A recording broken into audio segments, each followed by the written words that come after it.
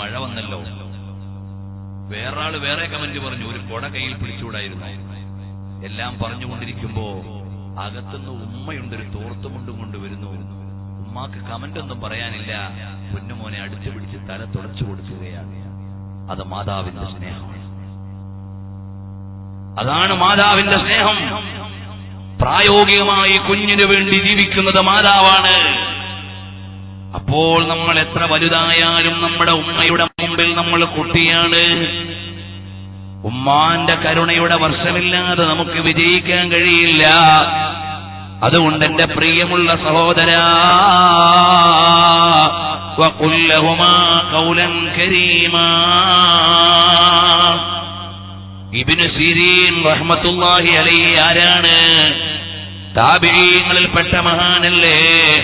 സ്വപ്ന വ്യാഖ്യാന ലോകത്തെ വലിയ മഹാനാണ്. ആരാധന കൊണ്ട് വളരെ പ്രസിദ്ധനായ മഹാനാണ്. ആത്മീയ ചക്രവാളത്തിലെ വലിയ ഗുരുവാണ്. ഇബ്നു സിരീൻ തങ്ങളുടെ വരവാണ് ബസറയിൽ ആത്മീയമായ കരുത്തു നൽകിയത്. മഹാനായ ഇബ്നു സിരീൻ തങ്ങൾ വലിയ സൂക്ഷ്മതയുള്ളയാളാണ്, വളരെ വറഉള്ള ആളാണ്. ആ ഇബ്നു സിരീൻ റഹ്മത്തുള്ളാഹി അലൈഹി, ഇബ്നു സിരീൻ റഹ്മത്തുള്ളാഹി അലൈഹിയാണ് അനസ് ഇബ്നു മാലിക് റളിയല്ലാഹു അൻഹുവിന്റെ, അതായത് നബി സല്ലല്ലാഹു അലൈഹി വസല്ലം തങ്ങൾക്ക് സേവനം ചെയ്ത അനസ് ഇബ്നു മാലിക് റളിയല്ലാഹു അൻഹു എന്ന സ്വഹാബിയുടെ ജനാസ നിസ്കാരത്തിന് നേതൃത്വം നൽകിയ മഹാനാണ് ഇബ്നു സിരീൻ, മുഹമ്മദ് ഇബ്നു സിരീൻ റഹ്മത്തുള്ളാഹി അലൈഹി. വലിയ സൂക്ഷ്മതയുള്ള ആളാണ്, വലിയ മഹത്വമുള്ള ആളാണ്. ആരാധന കൊണ്ട് വളരെയേറെ ശ്രദ്ധയാകർഷിച്ച മഹാനാണ്. സ്വപ്ന വ്യാഖ്യാനമെന്ന് പറഞ്ഞാൽ അത് അല്ലാഹുവിന്റെ നൂറിൽ നിന്ന് വ്യാഖ്യാനം പറഞ്ഞ മഹാനാണ്.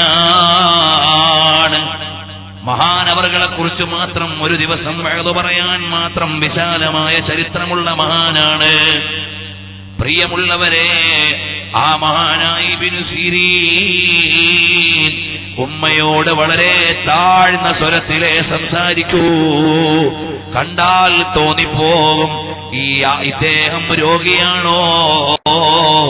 ഉമ്മാന്റെ മുമ്പിൽ വളരെ വിനയത്തോടെ നിൽക്കുന്നുള്ളൂ. കാരണം വലിയ ഭയമാണ്. എന്തെങ്കിലും ഒരു അദബുകേട് ഉമ്മാന്റെ അടുക്കൽ വന്നു പോയാൽ എന്റെ ജീവിതം പോയല്ലോ എന്ന് ചിന്തിച്ച മഹാനായ ഇബ്നു സിരീൻ റഹ്മത്തുള്ളാഹി അലൈഹി. നമ്മളൊക്കെ വലിയ കാര്യം സംസാരിച്ചുകൊണ്ടിരിക്കുമ്പോ ഉമ്മ ചോദിക്കും, മോനെ എന്തായിപ്പോ അത്? ഉമ്മാക്ക് പറഞ്ഞാൽ മനസ്സിലാവുന്ന വിഷയമൊന്നും ആയിരിക്കില്ല. അപ്പൊ ചില മക്കൾ പറയും, ഒന്നും മിണ്ടാതിരുന്നതല്ലേ, ഒന്നും മിണ്ടാതിരിക്കൂ. അപ്പോഴേക്ക് ആ ഉമ്മാന്റെ മനസ്സ് വേദനിച്ചു പോയി. ഒരിക്കലും നിന്നിൽ നിന്ന് അങ്ങനെ ഒരു വർത്തമാനമുണ്ടാകാൻ പാടില്ല. മോനെ, അദബില്ലാത്ത ഒരു പ്രയോഗവും ഉമ്മയോട് നടത്താൻ പാടില്ല. ഉമ്മയുടെ മനസ്സ് നൊമ്പരപ്പെടുത്തുന്ന ഒരു പ്രയോഗവും പറ്റൂല്ല. നിയമങ്ങൾക്ക് മുഴുവനും അപ്പുറമാണ് ഉമ്മ എന്ന അധ്യായം. ചിലപ്പോ നിന്റെ അടുക്കൽ ന്യായമുണ്ടാകാം, ഉമ്മാന്റെ അടുക്കൽ ആ വിഷയത്തിൽ ന്യായമായില്ലെന്നും വരാം. എന്നാലും നീ അവിടെ നിയമത്തിന്റെ വടിയെടുക്കാൻ അധികാരമില്ല. സാവധാനം ഉമ്മാനെ ഒന്ന് ബോധ്യപ്പെടുത്തുകയല്ലാതെ നീ അവിടെ നിയമത്തിന്റെ വടിയെടുക്കാൻ പറ്റില്ല.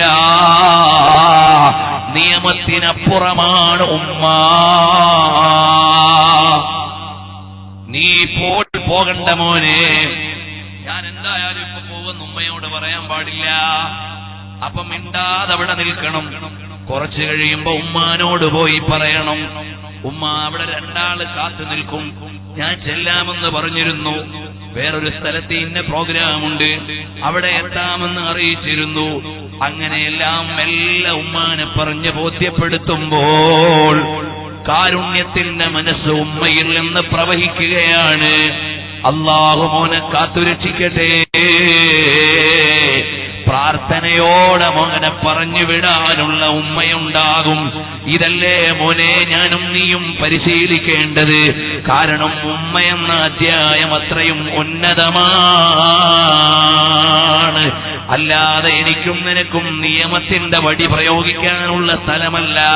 ഉമ്മയെന്ന് പറഞ്ഞാൽ, ഉസ്താദെന്ന് പറഞ്ഞാൽ നിയമത്തിന്റെ വടിയെടുക്കേണ്ട സ്ഥലമല്ല, അനുസരണയോടെ നിൽക്കേണ്ട സ്ഥലമാണ്. ചെയ്യാത്തൊരു കുറ്റത്തിന് ഉസ്താദ് വന്നടിച്ചു, എന്താ മൂല്യരെ? അല്ലെങ്കിൽ ഉസ്താദിനോട് അനിഷ്ടമുള്ള ഒരു പ്രയോഗവും നടത്തരുത്. അടിയൊക്കെ കഴിഞ്ഞ് ഉസ്താദ് പോയപ്പോ മെല്ലെ ഉസ്താദിന്റെ അടുത്ത് ചെന്നിട്ടുണ്ട്. ഉസ്താദ്, ഞാനത് ചെയ്തിരുന്നില്ല. അപ്പോഴേ ഉസ്താദിന് നല്ലൊരു പ്രാർത്ഥന കിട്ടും. ഇന്നതൊക്കെ പോയി. ഇന്ന് മദ്രസയിൽ പഠിക്കുന്ന കുട്ടിയെ പാഠം പഠിക്കാത്തതിന്റെ പേരിൽ അടിച്ചാൽ ആ ഉസ്താദിനെ ഗരാവോ ചെയ്യാനും കാണിച്ചു കൊടുക്കാമെന്ന് പറയാനും മദ്രസ തന്നെ ഇവിടെ വേണ്ട എന്ന് പറയാനും ധിക്കാരികളായ ആളുകൾ ഇറങ്ങിയ ഒരു കാലമാണ്. അതുമാത്രമല്ല, കുട്ടിയെ അടിച്ചാൽ കുട്ടിയും പറയും, ഒന്നുകൂടൊന്ന് തല്ലിയ മൊയ്ലിയാരെ, ഞാൻ ചാനലുകാരനെ വിളിക്കും. ഈ നിലയിലേക്ക് എത്തിപ്പോയില്ലേ ഇന്നത്തെ സാമൂഹിക ഘടന? അനുസരണയുള്ള ലോകം മാറിയില്ലേ? അതുകൊണ്ട് നാം അറിയേണ്ടത്, ഉമ്മയും ഉസ്താദുമെന്ന് പറഞ്ഞാൽ അത് നിയമത്തിന്റെ ലോകമല്ല, അത് അനുസരണയുടെ ലോകമാണ്.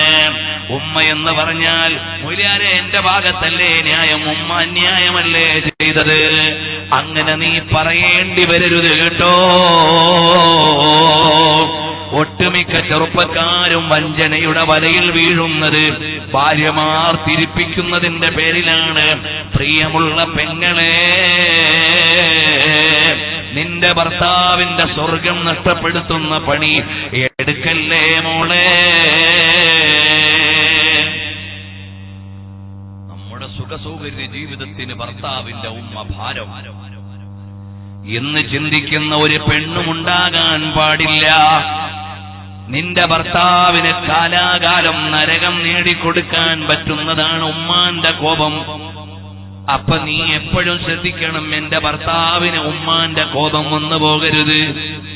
ഞാൻ എത്ര സഹിച്ചാലും വേണ്ടില്ല, ഞാൻ എത്ര ക്ഷമിച്ചാലും വേണ്ടില്ല, എനിക്ക് എത്ര അഡ്ജസ്റ്റ്മെന്റ് ചെയ്യേണ്ടി വന്നാലും വേണ്ടില്ല, എന്റെ ഭർത്താവിന് മാതാവിന്റെ കോപം ലഭിച്ചുകൂടാ.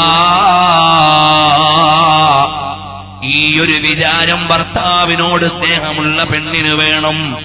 അല്ലാതെ നിന്റെ ദേഹീയ താൽക്കാലിക താൽപര്യങ്ങളിൽ മാത്രം നീ ചിന്തിക്കരുത്. നിന്റെ ഭർത്താവിനോട് നിനക്ക് സ്നേഹമുണ്ടോ?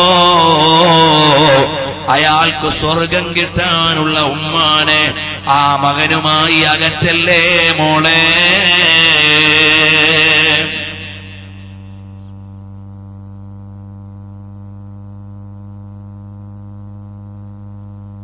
മഹാനായ റഈസുൽ മുഫസ്സിരീൻ അബ്ദുല്ലാഹി ഇബ്നു അബ്ബാസ് റളിയല്ലാഹു അൻഹു, ആ ഇബ്നു അബ്ബാസ് റളിയല്ലാഹു അൻഹുവിന്റെ അടുക്കൽ വന്നുകൊണ്ട് ഒരാൾ പറയാണ്, ഇബ്നു അബ്ബാസ് റളിയല്ലാഹു അൻഹുവിന്റെ അടുക്കൽ വന്നുകൊണ്ട് ഒരാൾ പറയുന്നു, ഓ ഇബ്നു അബ്ബാസ് തങ്ങളെ, ഞാൻ ഒരുത്തിയെ പ്രേമിച്ചുപോയി, അവൾ വേറൊരുത്തനെ പ്രേമിച്ചു, അവര് തമ്മിൽ വിവാഹം കഴിച്ചു. ഞാൻ ഒരുത്തിയെ ലൈനടിച്ചു, അവൾക്ക് വേറൊരുത്തനോട് ലൈനുണ്ടായിരുന്നു. അങ്ങനെ അവര് തമ്മിൽ കല്യാണം കഴിച്ചപ്പോ എനിക്ക് സഹിച്ചില്ല, ഞാൻ അവളെ പോയി കുത്തിക്കൊന്നുകളഞ്ഞു. ഞാൻ അവളെ അങ്ങ് കൊന്നുകളഞ്ഞു. ഇബ്നു അബ്ബാസ് തങ്ങളെ, എന്നാൽ എനിക്കിനി രക്ഷപ്പെടാനുള്ള മാർഗമെന്താണ്? അപ്പോഴാണ് ഇബ്നു അബ്ബാസ് റളിയല്ലാഹു അൻഹുവിന്റെ ചോദ്യം, അല്ലയോ മോനെ, നിന്റെ ഉമ്മ ജീവിച്ചിരിപ്പുണ്ടോ? നിന്റെ ഉമ്മ ജീവിച്ചിരിപ്പുണ്ടോ? അദ്ദേഹം പറഞ്ഞു, ഇല്ല. فقال تب إلى الله وتقرب إليه ما استطعت. മോനെ, എന്നാൽ അല്ലാഹുവിനോട് നീ തൗബ ചെയ്യണം, അല്ലാഹുവിനോട് പരമാവധി നീ അടുത്തുകൊള്ളണം, നീ നിന്റെ പാപങ്ങൾ ഏറ്റുപറഞ്ഞ് പൊരുത്തം തേടണം. ഇതെല്ലാം കേട്ടുകൊണ്ടിരിക്കുന്ന അതാ ഇബ്നു യസാർ റളിയല്ലാഹു അൻഹു ചോദിക്കുന്നു. അതാ ഇബ്നു യസാർ റളിയല്ലാഹു അൻഹു ചോദിക്കുകയാണ്, അല്ലയോ ഇബ്നു അബ്ബാസ് തങ്ങളെ, എന്തിനാണ് അയാളോട് ഉമ്മ ജീവിച്ചിരിപ്പുണ്ടോ എന്ന് ചോദിച്ചത്? അയാളോട് ഉമ്മ ജീവിച്ചിരിപ്പുണ്ടോ എന്ന് ചോദിച്ചത് എന്തിനാണ്? ഉടനെ മഹാനായ ഇബ്നു അബ്ബാസ് റളിയല്ലാഹു അൻഹു പറയാണ്, فقال إني لا أعلم عملا أقرب إلى الله عز وجل من بر الوالدين. ഞാൻ ആ സഹോദരനോട് ഉമ്മ ജീവിച്ചിരിപ്പുണ്ടോ എന്ന് ചോദിച്ചത് അല്ലാഹുവിലേക്ക് അടുക്കാൻ പറ്റുന്ന നല്ല ഒരു അമല് പറഞ്ഞു കൊടുക്കാനാണ്. ലാ അഅലമു അമലൻ അഖറബു ഇലല്ലാഹ്, അല്ലാഹുവിലേക്ക് അടുക്കാൻ പറ്റുന്ന ഒരു അമലും എനിക്കറിയില്ല. മിൻ ബിർറിൽ വാലിദൈൻ, മാതാപിതാക്കളോട് നന്മ ചെയ്യുന്നത് പോലെ, ഉമ്മ ഉപ്പമാരോട് പൊരുത്തം കാണിക്കുന്നത് പോലെ വേറെ ഒരു അമലും ഞാൻ കണ്ടിട്ടില്ല. അതുകൊണ്ട് ആ ഉമ്മ ജീവിച്ചിരിപ്പുണ്ടെങ്കിൽ മോനെ പോയിട്ട് ഉമ്മാക്കൊന്ന് സേവനം ചെയ്യാൻ പറയാനായിരുന്നു. എന്റെ സദസ്സിൽ ഇരിക്കുന്ന സഹോദരന്മാരെ, ഞാനും നിങ്ങളും നമ്മുടെ വീട്ടിലേക്ക് ചെല്ലുമ്പോ പ്രിയപ്പെട്ട ഉമ്മാന്റെ അടുക്കൽ ചെന്ന് ആ ഉമ്മാന്റെ കൈയൊന്ന് കവർന്ന് മുത്തം കൊടുത്തിട്ട് ഉമ്മയോടൊന്ന് പറയണം, ഉമ്മാ, എന്റെ ജീവിതത്തിൽ വല്ല അബദ്ധവും ഉമ്മയോട് വന്നിട്ടുണ്ടെങ്കിൽ ഒന്ന് വിട്ടുവീഴ്ച ചെയ്യണേ ഉമ്മ.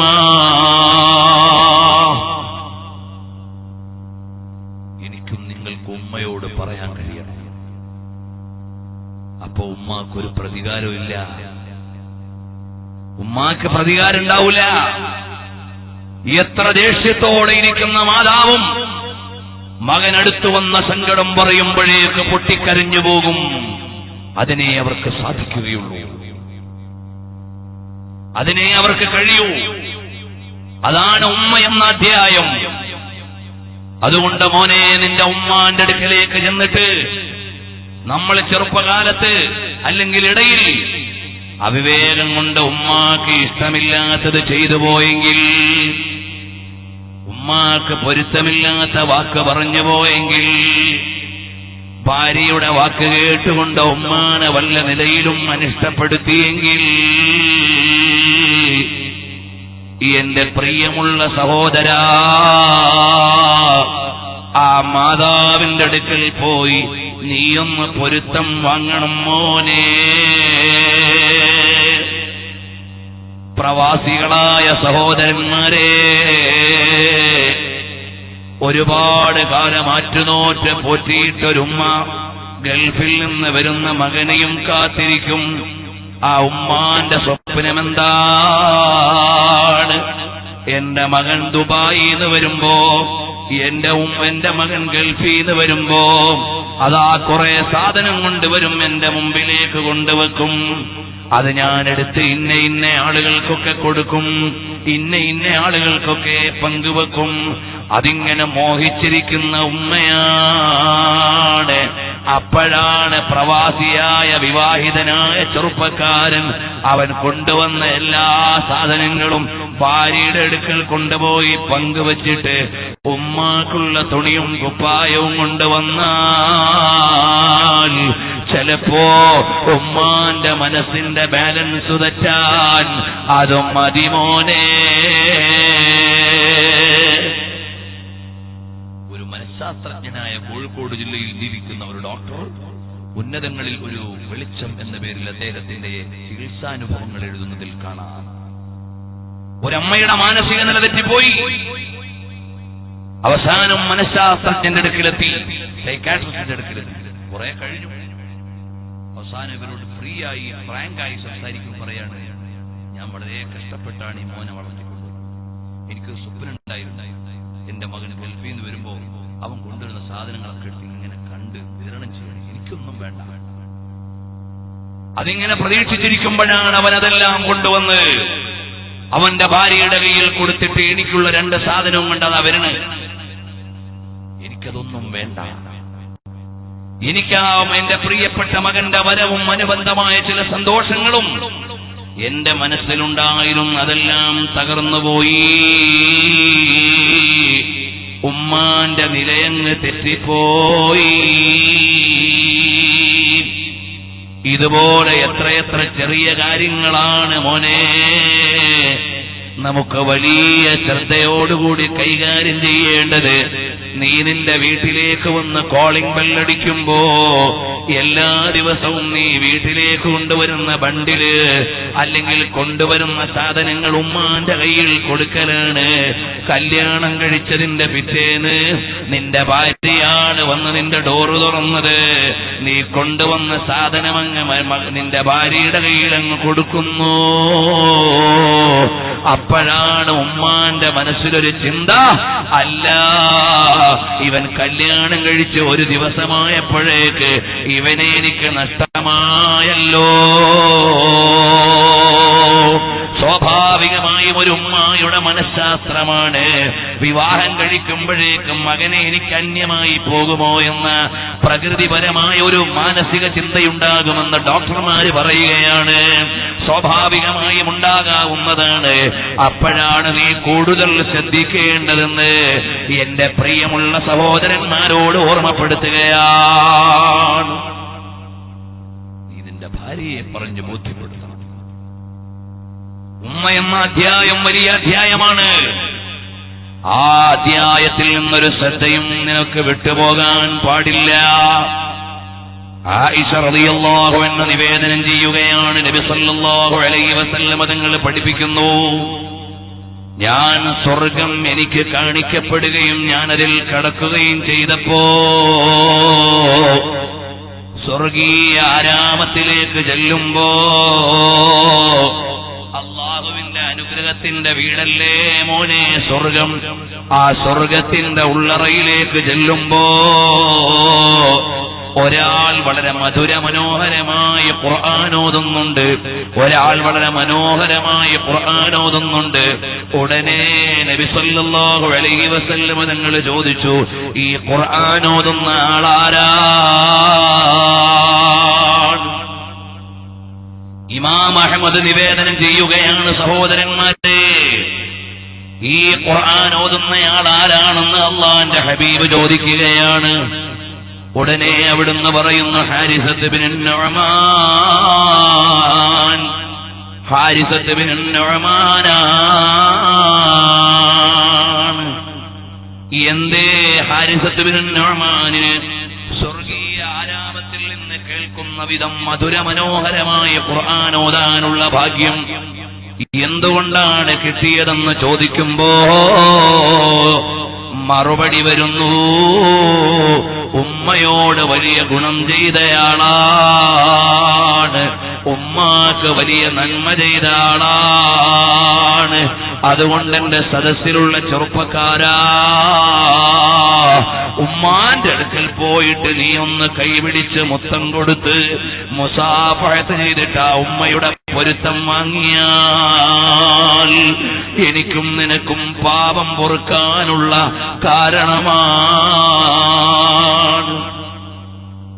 ഇൻഷാ അല്ലാഹ് ഞാൻ എന്റെ ഉമ്മാന്റെ അടുക്കൽ പോയിട്ട് ഉമ്മാന്റെ കരം കവർന്നു ഉമ്മയോട് മുത്തം കൊടുത്തിട്ട് ഞാൻ എന്റെ ഉമ്മയോട് എന്തെങ്കിലും വന്നു പോയിട്ടുണ്ടെങ്കിൽ ഞാൻ എന്റെ ഉമ്മയോട് പൊരുത്തം ചോദിക്കുമെന്ന മനസ്സുള്ള എത്രയാൾ ഈ സദസ്സിലുണ്ട് സഹോദരൻ? നമ്മുടെയൊക്കെ വാക്കിലോ സമീപനത്തിലോ എന്തെങ്കിലും വന്നിട്ടുണ്ടെങ്കിൽ പ്രിയമുള്ള ഉമ്മ എനിക്ക് വിട്ടുവീഴ്ച ചെയ്യണമെന്ന് നിർവ്യാജം തുറന്നു പറഞ്ഞ് ഇൻഷാ അല്ലാഹ് ഞാൻ എന്റെ ഉമ്മാനോട് പൊരുത്തം ചോദിക്കും. ആ മനസ്സുള്ള എത്ര പേര് സദസ്സിലുണ്ട്? ഇൻഷാ അല്ലാഹ് നമുക്കൊക്കെ ഒന്ന് ചോദിച്ചൂടെ? ഉമ്മയോടൊരു അബദ്ധം എനിക്ക് വന്നിട്ടില്ല എന്നാണ് നമ്മുടെയൊക്കെ വാദം. ഇൻഷാ അല്ലാഹ് ഞങ്ങൾ വീട്ടിൽ പോയി പ്രിയപ്പെട്ട ഉമ്മാനോട് എനിക്ക് കിട്ടുന്ന ഏറ്റവും അടുത്ത സമയം ഉമ്മയോട് ഞാൻ മനസ്സറിഞ്ഞൊന്ന് പൊരുത്തം ചോദിക്കുമെന്ന് തീരുമാനിക്കാൻ പറ്റുന്ന എത്ര ആളുണ്ട്? ഇൻഷാ അല്ലാഹ് കഴിയുന്നവരും ഇൻഷാ അല്ലാഹ് പറഞ്ഞു. കുറച്ചുപേരേ ഉള്ളൂ. എന്റെ പ്രിയപ്പെട്ട ഉമ്മാന്റെ അടുക്ക പോയിട്ട് ഞാൻ ഈ മഹത്വമുള്ള മാസം മുഹറം മാസത്തില് എന്റെ ഉമ്മാന്റെ അടുക്കൽ ഇൻഷാ അല്ലാഹ് ഞാൻ പോയി നിർവ്യാജം പൊരുത്തം ചോദിച്ച് ഉമ്മ എന്നെ കൈവിടരുതെന്ന് ദുആരക്കാൻ പറയാൻ മനസ്സുള്ളവരെന്ന് കൈപൊക്കെ. ഇൻഷാ അല്ലാഹ് അല്ലാഹു തആല തൗഫീഖ് ചെയ്യട്ടെ. അല്ലാഹുവേ, ഞങ്ങളുടെ പ്രിയപ്പെട്ട ഉമ്മാന്റെ പൊരുത്തം ഞങ്ങൾക്ക് രണ്ട് ലോകത്തും നൽകണേ റഹ്മാനേ. പ്രിയമുള്ള കൂട്ടുകാരായി നിസ്സാരമായ അധ്യായമല്ല. നമുക്ക് അനിഷ്ടമുള്ള സമയത്ത് മാതാവങ്ങ് മരിച്ചുപോയാൽ, നമ്മൾ ഉമ്മാനെ വിട്ട് ലോകത്തു നിന്ന് പിരിഞ്ഞുപോയാൽ അല്ലാഹു നമ്മളെ കാത്തുരക്ഷിക്കട്ടെ. ഒന്നാലോചിച്ചു നോക്ക് മോനെ, പരിഹരിക്കാൻ പറ്റുമോ? നീ എല്ലാ ദിവസവും ഉമ്മയെ കാണുന്നവനാണെങ്കിൽ മരണാനന്തരവും ദിവസേന ഉമ്മാന്റെ ഖബറിന്റെ അടുക്കൽ പോകൽ അദബിന്റെ ഭാഗമാണെന്ന് ഇമാമുകൾ എഴുതിയില്ലേ? ആഴ്ചയിലൊരിക്കൽ ഉമ്മാനെ കാണുന്നവനാണെങ്കിൽ അതാ മരണപ്പെട്ട് കഴിഞ്ഞാലും ആഴ്ചയിലൊരിക്കൽ ഉമ്മാന്റെ അടുക്കൽ പോകല് അദബാണെന്ന് ഇമാമീങ്ങൾ എഴുതിയില്ലേ? ജീവിതകാലത്ത് നിന്റെ ഉമ്മാനെ സന്ദർശിച്ച അതേ പതിവ് വഫാത്തിന് ശേഷവും അവരുടെ ഖബറുകൾ പോകുന്നതിൽ പാലിക്കണമെന്ന് എഴുതിവെച്ച ഇമാമീങ്ങളില്ലേ? അത്ര വലിയ വലുതല്ലേ മോനെ ഉമ്മ എന്ന അധ്യായം. അതാണ് മഹാനായ മുഹമ്മദുർ റസൂലുള്ളാഹി സ്വല്ലല്ലാഹു അലൈഹി വസല്ലം തങ്ങൾ പഠിപ്പിക്കുകയാണ്. ഹാരിസത്ത് ബിൻ നുഅ്മാനിനെ സ്വർഗത്തിൽ വെച്ച് ഖുർആൻ ഓതാനുള്ള ഭാഗ്യം കിട്ടിയത് എന്തുകൊണ്ടാണ്? ഉമ്മയോടുള്ള ബഹുമാനമാണ്. അബൂ ഹുറൈറ റളിയല്ലാഹു അൻഹുവിനെ അറിയുമോ? ആരാണ് അബൂ ഹുറൈറ തങ്ങള്? ലോകത്ത് ഏറ്റവും കൂടുതൽ ഹദീസ് അല്ലാഹുവിന്റെ ഹബീബിൽ നിന്ന് ഉദ്ധരിച്ച സ്വഹാബിയാണ്. വലിയ പദവിയുള്ള സ്വഹാബിയാണ്. മദീനത്തെ പള്ളിയിൽ മുത്തുനബി തങ്ങളുടെ അടുക്കൽ നിന്ന് വിജ്ഞാനത്തിന്റെ മൊഴിമുത്തുകൾ ഏറ്റുവാങ്ങാൻ വേണ്ടി കഷ്ടത അനുഭവിച്ച സ്വഹാബിയാണ്. ചിലപ്പോഴൊക്കെ വിശപ്പുകൊണ്ട് മദീനത്തെ പള്ളിയുടെ മുറ്റത്ത് കിടന്ന് പൊളഞ്ഞ മഹാനാണ് അബൂ ഹുറൈറ. അബൂ ഹുറൈറ റളിയല്ലാഹു അൻഹു ഉമ്മ ഇസ്ലാമിലേക്ക് വരുന്നതിന് മുമ്പും ആദരിച്ചിരുന്ന മഹാനാണ്. ഉമ്മ ഇസ്ലാമിലേക്ക് വന്നില്ല ആദ്യം, എന്നാലും ഉമ്മാക്ക് വേണ്ടി സേവനം ചെയ്യുന്നതിൽ ഒരു വീഴ്ചയും വരുത്തിയില്ല. എന്നാലും ഉമ്മാക്ക് വേണ്ടി ഒരു സേവനത്തിൽ ഒരു വീഴ്ചയും വരുത്തിയില്ല. ഈമാനിന്റെ കാര്യത്തിൽ ഉമ്മയെ അനുസരിക്കേണ്ടതില്ല. അഥവാ ഉമ്മ മറ്റൊരു വിശ്വാസത്തിലേക്ക് പോയാൽ നീ അങ്ങനെ പോകണമെന്നില്ല, പോകാൻ പാടില്ല. അതുകൊണ്ട് നിന്റെ ഉമ്മയോടുള്ള ബന്ധം നീ മുറിക്കണ്ട, ഉമ്മയ്ക്കുള്ള സേവനം നീ കുറയ്ക്കണ്ട. അത് ഹബീബ് പഠിപ്പിച്ചു തന്നതാണ്. അപ്പൊ മഹാനായ അബൂ ഹുറൈറ റളിയല്ലാഹു അൻഹു പിൽക്കാലത്ത് ഉമ്മാന്റെ അടുക്കലേക്ക് ചെന്നാൽ അസ്സലാമു അലൈകി വറഹ്മത്തുള്ളാഹി വബറകാതുഹു യാ ഉമ്മാ, വീട്ടിന്റെ മുറ്റത്തുനിന്ന് വിളിച്ചു പറയും ഉമ്മാ അസ്സലാമു അലൈകി വറഹ്മത്തുള്ളാഹ്. അപ്പൊ ഉമ്മ അകത്തുനിന്ന് പറയും വഅലൈക്കസ്സലാം വറഹ്മത്തുള്ളാഹ്. അപ്പൊ അബൂ ഹുറൈറ തങ്ങൾ വീണ്ടും പറയും റഹിമക്കില്ലാഹു കമാ റഹിംതനീ സഗീറാ. അല്ലാഹുവേ, എന്റെ ഉമ്മ ചെറുപ്പകാലത്ത് എന്നോട് കരുണ കാണിച്ചതുപോലെ എന്റെ ഉമ്മാക്ക് കരുണ ചെയ്യണേ അല്ലാഹ്. അപ്പോഴേക്ക് മഹദിയായ ഉമ്മ തിരിച്ചു പറയും യാ ബുനയ്യ ഫഅൻത ജസാകല്ലാഹു ഖൈറാ ഔ റളിയ അൻക കമാ ബറർതനീ കബീറാ. വീട്ടിന്റെ മുറ്റത്ത് ചെല്ലുമ്പോ ഉമ്മയെ വിളിച്ചിട്ട് പറയും അല്ലാഹുവിന്റെ രക്ഷയും കാരുണ്യവും ഉമ്മയ്ക്കുണ്ടാവട്ടെ എന്ന്. അപ്പൊ ഉമ്മ പറയും വഅലൈക്കുമുസ്സലാം. അപ്പൊ വീണ്ടും പറയും എന്നെ ചെറുപ്പകാലത്ത് നന്നായി പരിചരിച്ചതുപോലെ അള്ളാഹു ഉമ്മാക്ക് റഹ്മത്ത് ചെയ്യട്ടെ.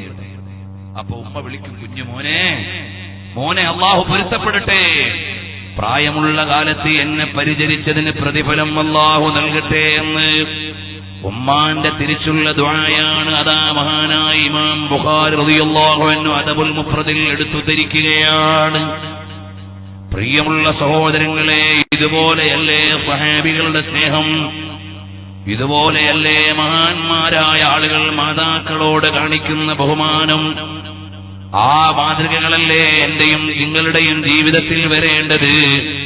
അലി ഇബ്നു ഹുസൈൻ റളിയല്ലാഹു അൻഹുവിന് ഉമ്മയോട് വലിയ സ്നേഹമാണ്.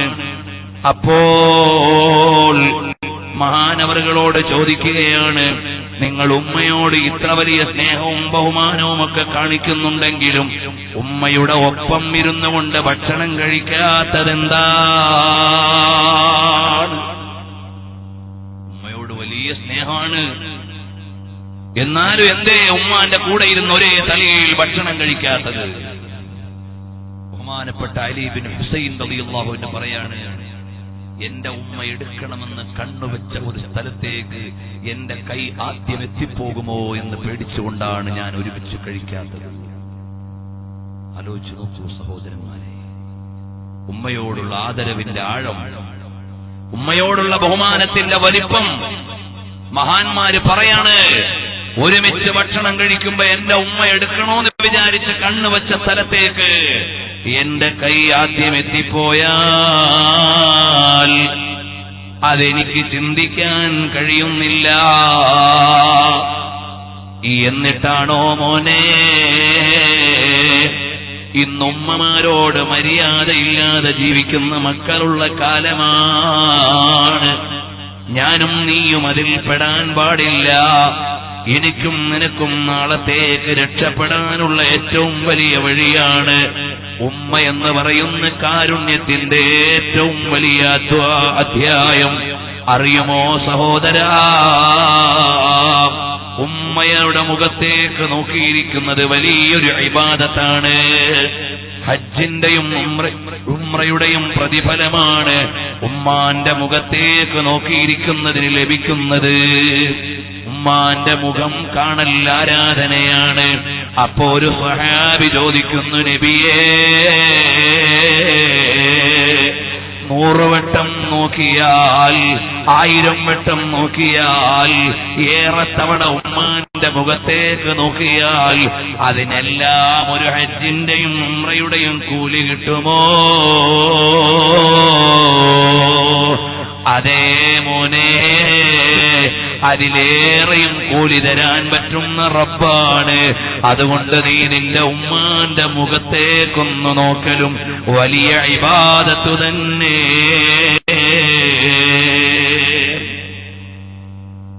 നോക്കൂ, നിങ്ങൾ സന്തോഷത്തോടെ ഉമ്മാനെ ഒന്ന് നോക്കുക.